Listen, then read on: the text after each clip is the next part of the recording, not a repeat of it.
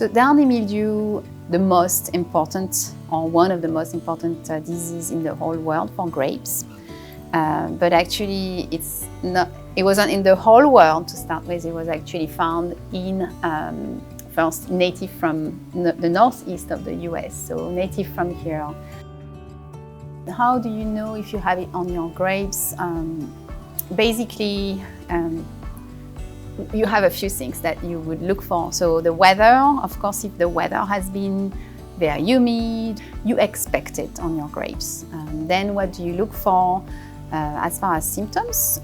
On the leaf, you would look for yellow, kind of oil, we call them oil patch on the upper part of the leaf. And then if you look under the leaf, you would, under the dissecting scope, you would see little kind of egg-looking structure, filaments, and then this is really downy mildew coming out from the underside of the leaf. Management strategies for downy mildew. So there's a few things you can do. The first thing is looking at the weather,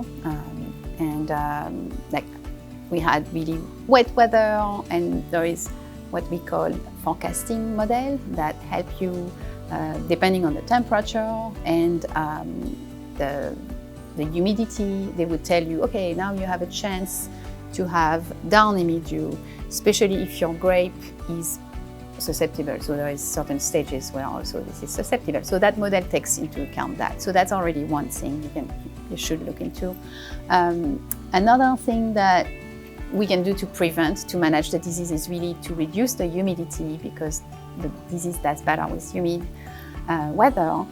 So to do that, you can work with what we call the canopy, so basically the foliage and how it's arranged. So if you look at a grape, you could just have like very clean organization of the foliage. So removing, we do all kinds of things. We remove shoots, entire shoots. We remove entire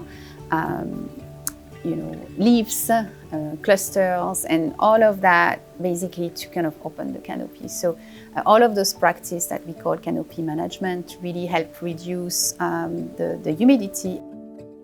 You think about your canopy management as early as you can. So we would come when the shoots are in the form of buds and actually remove some shoots already there. So we reduce the number of shoots that will grow. And then later in the season, we also do all kinds of other things. We remove the leaves when the shoots have grown. We remove the leaves around the clusters so that there is air circulation in the clusters as well.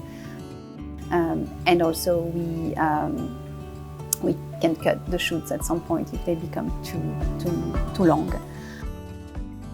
You have only really basically one option that works really well. It's the compound is copper. Unfortunately, it can cause phytotoxicity, and especially on the native grapes that are for some reason very sensitive. So that's also one element that is limiting in organic agriculture, where this is your best bet for downy mildew. So finding other compounds that really work, or you can alternate with copper, is really important against phytotoxicity.